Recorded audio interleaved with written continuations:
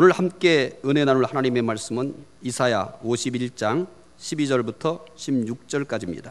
구약성경 1031쪽에 있는 말씀입니다.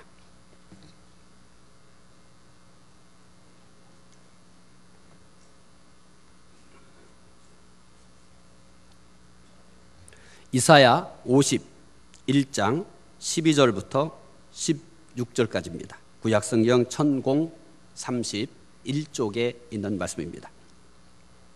말씀 함께 읽겠습니다. 이르시되 너희를 이루하는 자는 나 곧 나이니라. 너는 어떠한 자이기에 죽을 사람을 두려워하며 풀같이 될 사람의 아들을 두려워하느냐. 하늘을 펴고 땅의 기초를 정하고 너를 지은 자 여호와를 어찌하여 잊어버렸느냐. 너를 멸하려고 준비하는 저 학대자의 분노를 어찌하여 항상 종일 두려워하느냐. 학대자의 분노가 어디 있느냐. 결박된 포로가 속히 놓일 것이니 죽지도 아니할 것이요 구덩이로 내려가지도 아니할 것이며 그의 양식이 부족하지도 아니하리라. 나는 내 하나님 여호와라. 바다를 휘저어서 그 물결을 뒤흔들게 하는 자이니 그의 이름은 만군의 여호와니라. 내가 내 말을 내 입에 두고 내 손 그늘로 너를 덮었나니 이는 내가 하늘을 펴며 땅의 기초를 정하며 시온에게 이르기를 너는 내 백성이라 말하기 이함이니라. 아멘. 오늘 주일 예배에 참석하신 여러분들에게 하나님의 은혜와 평강이 함께 하시기를 바랍니다. 지난 4월 16일은 세월호 참사 1주기였습니다. 저는 의도적으로 세월호에 관한 뉴스를 보지 않으려고 노력합니다.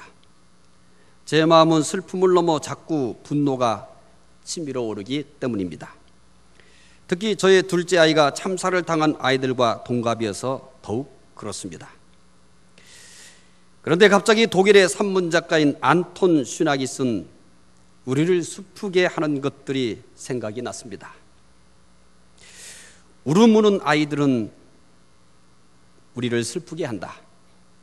정원의 한 모퉁이에서 발견된 작은 새의 시체 위에 초가을 햇빛이 떨어져 있을 때 우리를 슬프게 한다. 많은 세월이 흐른 뒤에 돌아가신 아버지의 편지가 문득 발견될 때 그곳에 나의 사랑하는 아들아, 내 행동 때문에 나는 얼마나 많은 밤을 잠 못 이루며 지새웠는지 모른다 라고 쓰여 있을 때, 세월호 참사는 우리를 가장 슬프게 하고 있습니다. 아무리 피하려고 해도 세월호 참사의 슬픔을 피할 수가 없습니다. 자녀가 없는 부모는 아무도 없기 때문입니다. 마치 나의 자녀의 아픔인 듯, 또 내 아픔인 듯 우리 모든 국민들이 함께 슬픔에 젖어 있습니다. 세월호 참사의 아픔은 아직도 진행형이기 때문입니다. 1년이 지났지만 아무것도 수습된 것이 없습니다. 달라진 것이 없습니다. 오히려 상처와 슬픔만이 더 깊어져 가고 있습니다. 세월호 참사로 아들 임요한군을 잃은 아버지 임온유 목사님께서 2015년 4월 7일 뉴스엔조이 기자와 인터뷰한 내용입니다. 우린 강도 만난 사람들이에요. 너무 힘들어요. 지치고 쓰러져 겨우 숨쉬고 있어요. 내가 지금 약을 몇 개 먹고 있어요.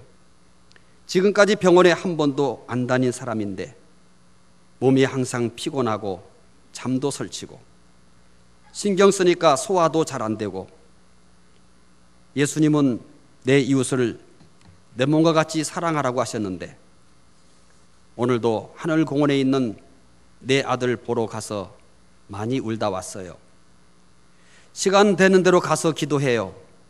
하나님, 우리 아들이 왜, 어떤 것 때문에 그 차가운 물속에서 숨도 못 쉬고 죽어야 했는지요.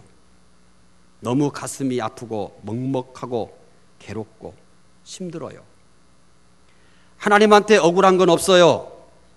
그러나 내 아들한테 미안한다고 우리 아들한테는 너무 가슴이 아프고 너무 미안하고, 우리 아들한테 너무 미안하고 너무 미안해서 갈 때마다 내가 그 자리에 무릎을 꿇고 미안하다고 아빠로서 너무 미안하고 너무 힘들어요. 이모뉴 목사님은 목사님이지만 사랑했던 아들을 잃은 지극히 평범한 아버지입니다. 그래서 그는 인터뷰하면서 말끝마다 힘들어요, 너무 힘들어요, 이렇게 말합니다. 믿음이 없어서입니까? 아니요. 목사님이지만 아들을 잃은 고통은, 아들을 잃은 슬픔은, 아들을 잃은 좌절은 모든 사람과 똑같이 느끼고 있기 때문입니다. 그래서 몇 마디 끝나면 꼭 이 단어가 수식어처럼 따라 나옵니다. 힘들어요, 너무 힘들어요. 우리 주변에는 위로가 필요한 사람들이 있습니다. 참 많습니다. 특히 세월호 참사로 자녀를 잃은 사람들은 우리 사회에서 가장 위로가 필요합니다. 위로가 필요하면 됐지, 진보니 보수니 이런 색깔을 가지고 그 사람들을 다른 눈으로 봐서야 되겠습니까? 우리 사회는 참 악합니다. 참 모지락스럽습니다.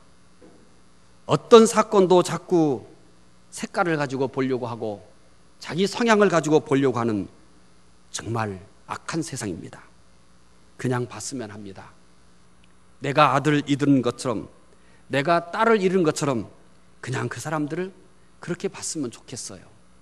그리고 위로하며 격려하며 함께 문제를 해결해 갈 수 있는 그런 사회가 속히 왔으면 합니다. 꺼져가는 촛불처럼 희미한 힘으로 불치의 병과 하루하루를 힘겹게 싸우고 있는 사람들도 위로가 필요합니다. 아무리 전략하고 아무리 노력해도 가난의 굴레를 벗어나지 못한 채 무모한 현실과의 싸움을 계속하고 있는 사람들도 위로가 필요합니다. 우리 대다수의 사람들의 모습이 바로 이렇게 무모한 현실과의 싸움을 계속 싸우고 있는 사람들이 아닙니까? 어찌 이들만 위로가 필요하겠습니까? 사실 세상을 사는 사람은 모두가 위로가 필요합니다. 경쟁에 승리한 사람일지라도 많은 상처가 있습니다. 패배한 사람만 상처가 있는 것은 아닙니다. 어쩌면 승리한 사람에게도 패배한 사람보다 더 많은 상처를 끌어안고 있는지 모릅니다. 단지 승리했다는 이유로 사람들은 그 안에 있는 상처를 보려고 하지 않습니다. 또 당사자도 그래도 내가 승리했는데 하면서 자기의 상처를 드러내 보이지 않을 뿐입니다. 강하게 보이지만 고독하고 약한 면이 있습니다. 늘 웃고 있지만 슬픈 마음이 한 구석에 고여 있습니다. 여유 있는 것 같지만 속으로는 초조하고 긴장하고 있습니다. 이처럼 세상 사람은 너나 할 것 없이 다 위로가 필요한 것입니다. 건강한 사람이라고 힘든 일이 없겠습니까? 어찌 질병과 싸우는 사람만이 힘들겠습니까? 어찌 성공한 사람은 힘들지 않겠습니까? 실패한 사람이 힘들듯이 성공한 사람에게도 힘든 부분이 있는 것입니다. 성공했든 실패했든 건강하든 질병과 싸우고 있든 승리했든 패배했든 자기의 일을 성실하게 잘하고 있든 지금 자기의 일을 놓고 방황하고 있든 사람들은 모두가 다 위로가 필요한 사람들입니다. 이처럼 세상 사람들은 모두 위로가 필요한 사람들 뿐인데, 위로를 받아야 될 사람들 뿐인데 과연 누가 위로할 수 있을까요? 너도 위로받을 사람, 나도 위로받을 사람, 우리가 모두가 다 위로받을 사람 뿐인데 과연 위로는 누가 하는 것입니까? 오늘 본문 이사야 51장 12절 말씀 함께 읽어보겠습니다. 이르시되 너희를 위로하는 자는 나 곧 나니라. 너는 어떠한 자에게 죽을 사람을 두려워하며 풀같이 될 사람의 아들을 두려워하느냐. 이사야 선지자는 오늘 본문 말씀을 통해서 위로할 분을 소개하고 있습니다. 너희를 위로하는 자는 나 곧 나니라. 너희를 위로할 자는 나 곧 나니라. 누굽니까? 하나님이십니다. 하나님께서 위로하시는 분이라고 합니다. 하나님께서 위로하시는 분이라고 소개하고 있는 오늘 본문은 이스라엘의 절망적 상황을 배경으로 하고 있습니다. 뜬금없이 하나님께서 이렇게 너희를 위로하는 자는 나 곧 나니라 이렇게 말씀하고 있는 것이 아닙니다. 이 본문의 배경은 하나님 아니고는 위로할 자가 없는 그런 이스라엘의 절망적 상황을 배경으로 하고 있는 것입니다. 이스라엘은 바벨론에게 망합니다. 성전이 파괴됩니다. 예루살렘 성이 폐허가 됩니다. 하나님께서 영원하리라고 약속했던 다윗 왕조가 무너졌습니다. 이런 현실은 꿈에도 상상하지 못한 것입니다. 이스라엘은 세상 모든 나라가 망해도 자신들은 망하지 않을 것이라고 생각했습니다. 그들에게는 성전이 있기 때문입니다. 그들에게는 하나님이 계시기 때문입니다. 그들에게는 다윗 왕조가 있었기 때문입니다. 그러나 상상도 못한 일이 현실이 되고 말았습니다. 폐허가 되어버린 것입니다. 성전이 무너진 것입니다. 예루살렘이 폐허가 된 것입니다. 다윗 왕조가 사라진 것입니다. 그들은 외형적으로 폐허가 된 것으로 인한 충격도 크지만 그들 마음이 폐허가 된 것이 더 큰 충격이었을 것입니다. 이제 누구를 위로해야 할까요? 누구를 의지해야 할까요? 어떻게 이 절망을 극복할 수 있을까요? 그들에게는 아무 희망이 없었습니다. 하나님은 떠난 것 같습니다. 하나님은 그들을 버린 것 같습니다. 하나님은 그들을 저주한 것만 같습니다. 이런 좌절감 속에 있는 그들에게 하나님께서 이렇게 말씀합니다. 내가 위로하겠다. 내가 위로하겠다. 이렇게 말씀하십니다. 하나님께서 위로하겠다는 말씀은 이사야를 통해서 거듭 반복되고 있습니다. 이사야 49장 13절 말씀을 보겠습니다. 함께 읽겠습니다. 하늘이여 노래하라. 땅이여 기뻐하라. 산들이여 즐거이 노래하라. 여호와께서 그의 백성을 위로하셨은즉 그의 고난당한 자를 긍휼히 여기실 것입니다. 하늘이여 노래하라고 합니다. 땅이여 기뻐하라고 합니다. 산들이여 즐거이 노래하라고 합니다. 그 이유가 뭘까요?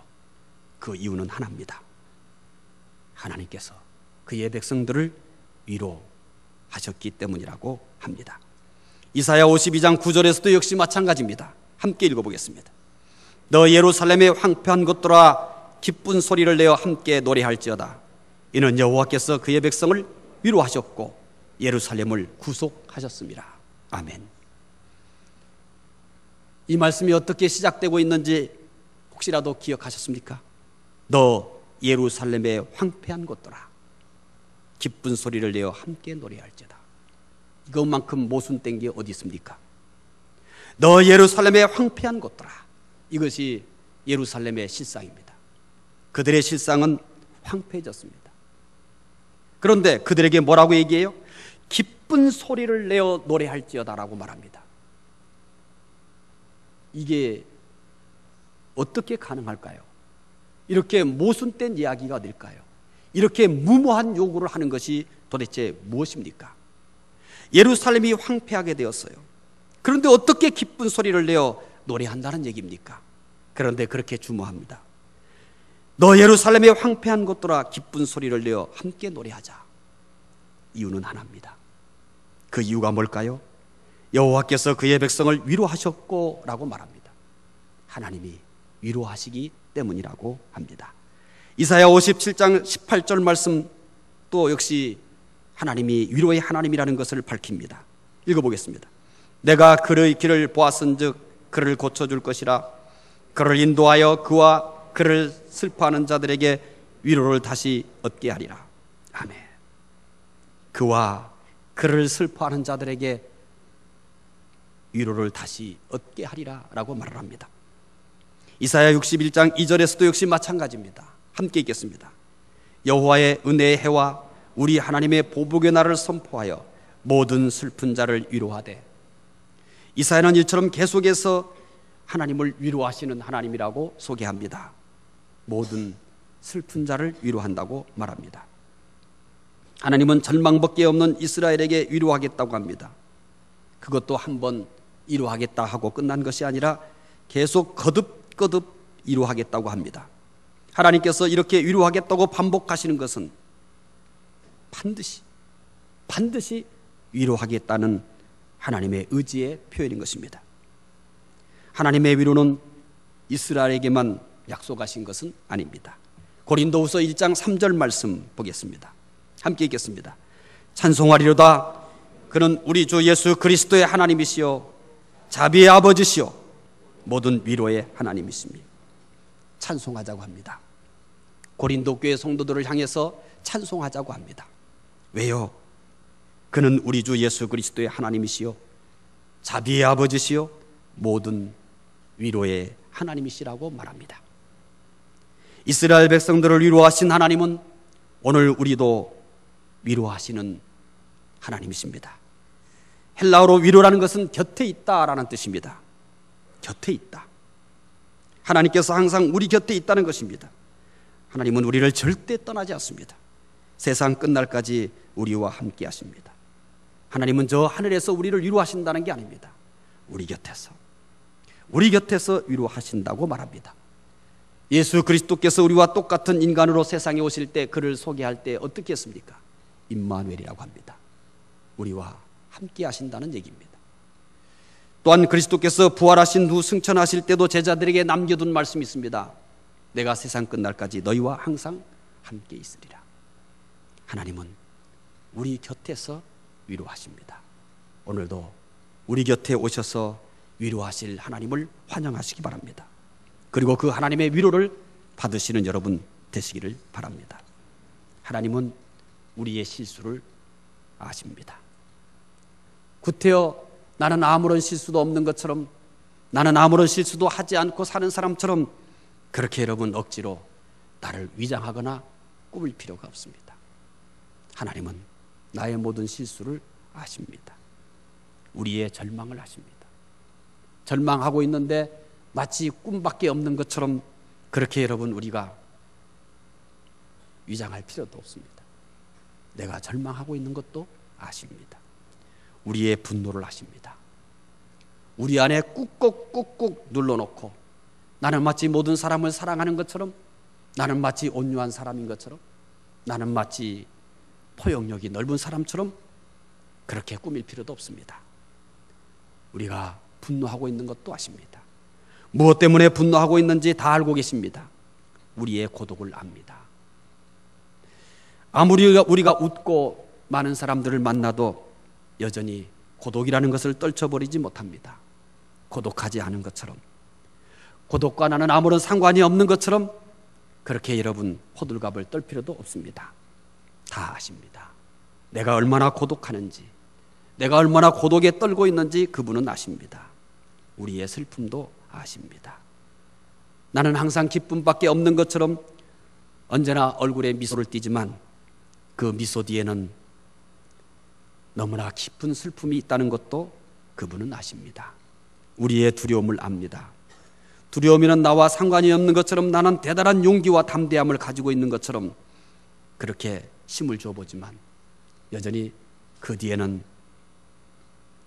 나도 감당할 수 없는 두려움이 있다는 것을 하나님은 아십니다. 숨마자 쉬기 어려울 정도로 마음이 답답한 것을 아십니다. 언제나 숨을 쉴 때면 한숨이 먼저 터져나오는 것도 아십니다. 잠자리에 누웠을 때도 편안한 호흡보다는 한숨이 먼저 나오는 것도 아십니다.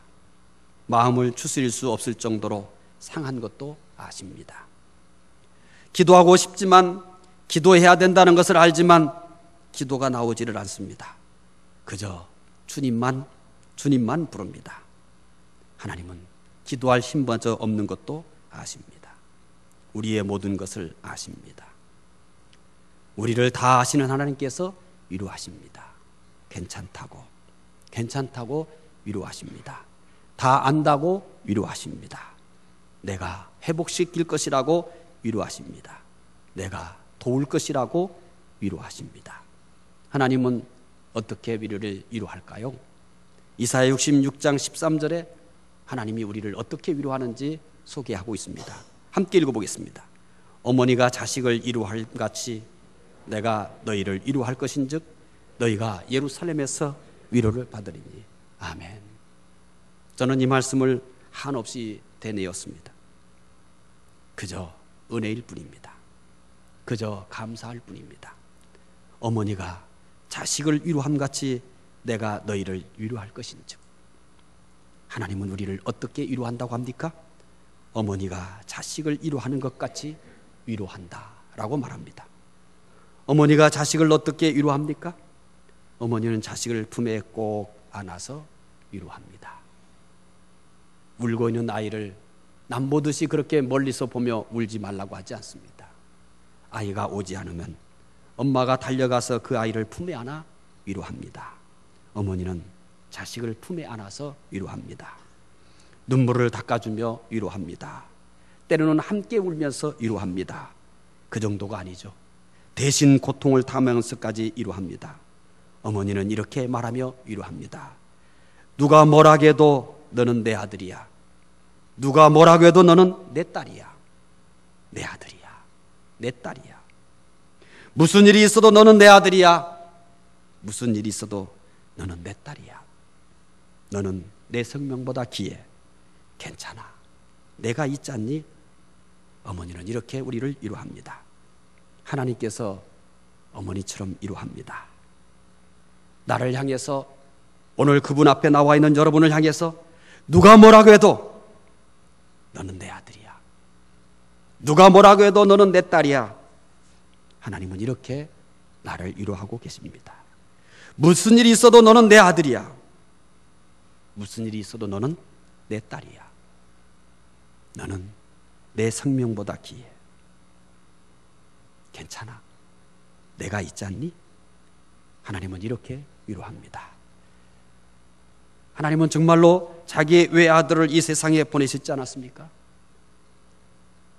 나를 살리기에, 나를 구원하기에, 나를 위로하기에 그 외아들이 나를 대신해서 십자가에 죽기까지 하지 않으셨습니까? 하나님은 우리를 품에 안고 위로합니다. 여러분, 나는 괜찮다고 체면을 걸 필요 없습니다. 나는 다 이길 수 있다고 해서 여러분 자신을 강한 척 그렇게 체면 걸지 마세요. 하나님 품으로 안기시기 바랍니다. 하나님은 나를 품에 안아주시고 너는 내 아들이야. 너는 내 딸이야. 괜찮아. 내가 있지 않니? 이렇게 위로하십니다. 다 맡기시기 바랍니다. 괜찮아요. 강한 척 하지 마십시오. 모든 것을 할 수 있는 것처럼 그렇게 여러분 나를 위장하지 않아도 됩니다. 어머니같이 우리를 안아주시는 하나님께 안기시기 바랍니다. 그 품에서 위로받으시기 바랍니다. 하나님의 위로는 모든 상처를 치료합니다. 하나님의 위로는 모든 무너진 것을 회복합니다. 위로가 필요합니까? 하나님께 나오시기 바랍니다. 하나님을 의지하시기 바랍니다. 하나님께서 위로하실 것입니다. 하나님은 어머니처럼 품에 안고 위로하실 것입니다. 하나님은 우리를 위로하는 분이기 때문입니다. 금주는 나를 체면 걸어서 어떻게 버텨보려고 하지 마십시오. 그분 품에 안기시고 하나님의 위로로 승리하시기를 바랍니다. 기도하겠습니다. 하나님 감사합니다. 우리 사회는 위로가 필요한 사람들로 가득해 있습니다. 세월호 참사로 자녀를 잃고 가족을 잃은 사람들 누가 위로할까요? 위로할 이는 하나님밖에 없습니다. 하나님, 가난과 싸우는 이들을 누가 위로할까요? 하나님밖에 없습니다. 질병과 싸우는 이들을 누가 위로할까요? 하나님밖에 없습니다. 우리 안에 있는 고독과 싸우는 이들, 실패와 싸우는 이들, 우울증과 싸우는 이들, 누가 위로할까요? 하나님밖에 위로할 리가 없습니다. 하나님, 이 시간 예배드리고 있는 모든 성도들을 하나님의 품에 안아 위로하여 주시옵소서. 모든 상처, 모든 문제를 해결하여 주시옵소서. 한 주간 하나님의 위로로 살아갈 수 있는 성도들 되게 하여 주시옵소서. 감사하며 예수 그리스도 이름으로 기도드리옵나이다. 아멘.